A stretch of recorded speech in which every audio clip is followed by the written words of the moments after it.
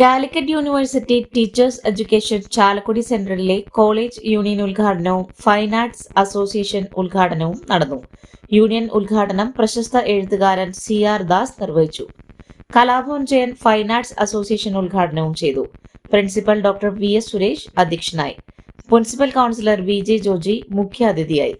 College union chairman KS Sujith, P Sindhu, Jerny Varghese, Shilin Shibu എന്നിവർ സംസാരിച്ചു. അവർ തന്ന മറുപടി